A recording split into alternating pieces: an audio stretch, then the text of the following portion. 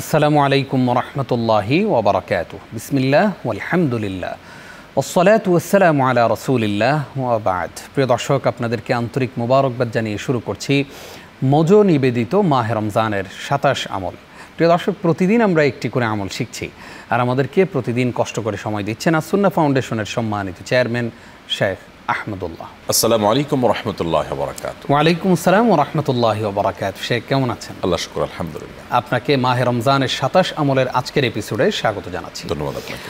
শেখ, আজকে আমরা আলোচনা শুনতে চাই আপনার কাছে ইতিকাফ সম্পর্কে।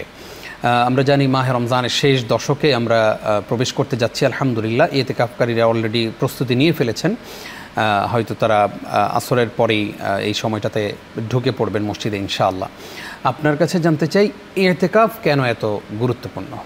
ধন্যবাদ আপনাকে। নবী করিম সাল্লাল্লাহু আলাইহি সাল্লামের রমাদানের স্পেশাল আমলগুলোর মধ্যে থেকে একটি ছিল ইতিকাফ। মাহে রমজানের অন্যতম বিশেষ আমল হলো এই আমলটি। এটি নবী করিম সাল্লাল্লাহু আলাইহি সাল্লামের জীবনে কখনো বাদ যায়নি। এটি হলো এর গুরুত্বের সবচেয়ে বড় কারণ।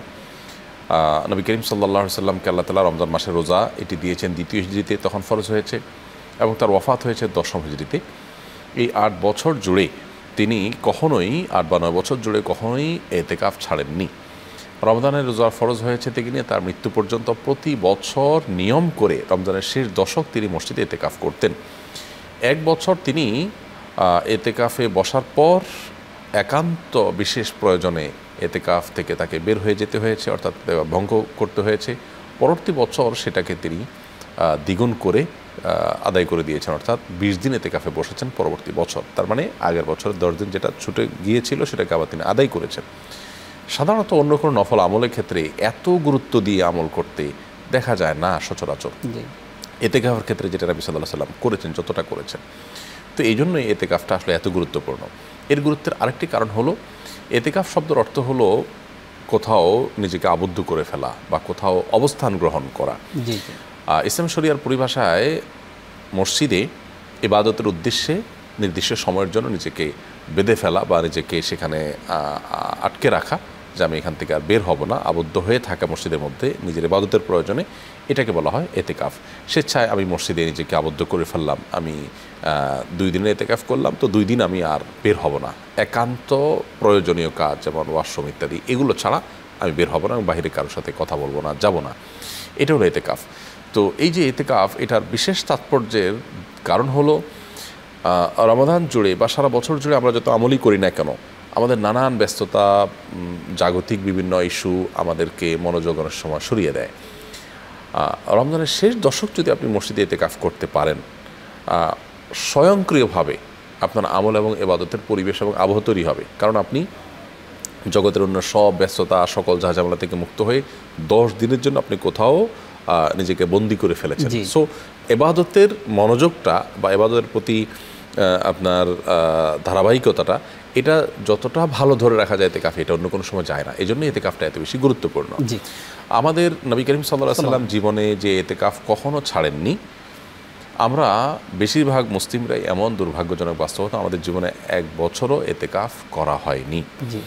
তো সেজন্য রমাদান মাসের এই আমলটা আমাদের করা দরকার।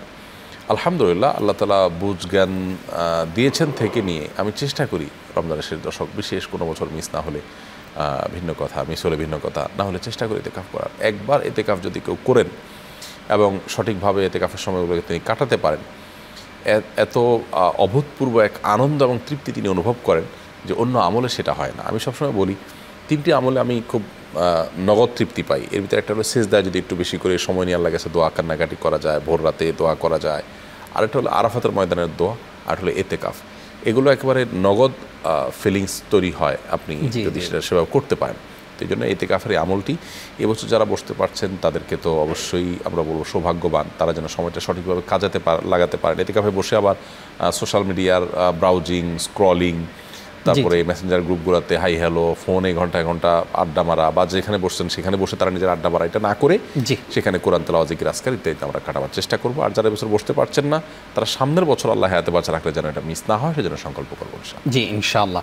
শেখ, আমরা জানতে চাই যে অনেক ব্যবসায়ীরা আছেন এবং অনেকেই আছেন যারা ইতিকাফে বসে যান শ্রমিকের পাওনা না দিয়ে, অর্থাৎ বেতন বোনাস দিতে হবে, উনি ইতিকাফে বসে গেছেন, এমন অনেকের ক্ষেত্রে হয়। আমরা শুনেছি যে তখন শ্রমিকরা ওনার পরিবারকে ফোন দেয়, কর্মচারীরা ফোন দেয় যে আমাদের বেতন বোনাসটা ক্লিয়ার করেন, তখন পরিবার থেকে জানানো হয় উনি তো এতেকাফে বসে গেছেন।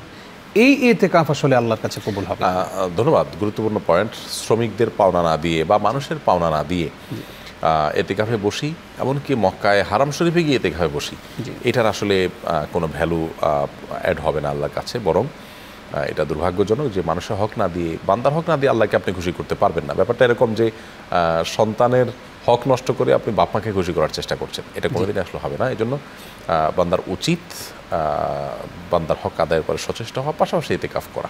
জি, টাকার বিনিময়ে এতেকাফ করা যাবে কিনা? গ্রামে গঞ্জে, আমাদের সমাজে গ্রামে গঞ্জে এখনো আছে। আমি এটাই বলছিলাম একটু আগে যে আমলটি আমার প্রিয় নবী সাল্লাল্লাহু আলাইহি ওয়াসাল্লাম জীবনে কখনো ছাড়েননি, আমরা বেশিরভাগ মানুষের জীবনে একবারও করিনি। মসজিদগুলোতে তারাবির জন্য অন্যান্য আমলের জন্য লোক পাওয়া যায়, এতেকাফের জন্য লোক পাওয়া যায় না। কারণ আমাদের হাতে এত সময় কোথায়, 10 দিন আমি মসজিদে আবদ্ধ হয়ে থাকবো, আমি অন্য কোনো কাজ খুব একটা করবো না, এটা কিভাবে আমরা চিন্তা করতে পারি? এতটা আমরা বস্তুবাদী হয়ে পড়েছি। অথচ আমার সারা বছরের মধ্যে 365 দিনের 10টা দিন শুধু ইবাদতের জন্য আলাদা করব, এটা তো আমার বের করাই উচিত ছিল। তো কোনো কোনো এলাকাতে নিজের এলাকার কোনো 1-2 জন গরিব মানুষকে বসায় অন্তত মসজিদে কেউ বসলো না, সে অর্ডিনেন্সটা দূর করার চেষ্টা করা হয়। এটা খুবই ভুল একটা প্রচেষ্টা। এতেকাফ একটা ইবাদত, কোনো ইবাদতের বিনিময় নেওয়া এবং বিনিময় দেওয়া উভয়টা নাজায়েজ। এখানে স্বপ্রণোদিত হয়ে বসতে হবে, উৎসাহে বসতে হবে। কোনো গরিব মানুষ বসেছেন, তার ফ্যামিলিকে আপনি উপহার প্রটোকন পাঠালেন বা তার জন্য খাবার পাঠালেন, সেটা ভিন্ন বিষয়।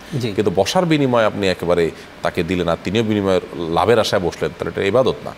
ইবাদতে এভাবে কোনো ভাড়া খাটার সুযোগ নেই। জাযাকাল্লাহ।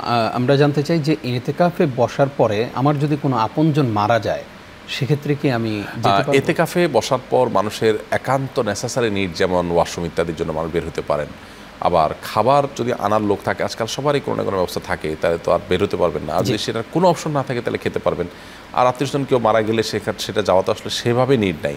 যদি এমন হয় যে না, এরকম আত্মীয়, এত কাছের আত্মীয় যে না গেলে নয়, তাহলে তিনি বের হয়ে যাবেন। কিন্তু এই এতেকাফটা তাকে পরবর্তীতে রেখে দিতে হবে, এতেকাফ আর সঠিক থাকবে না।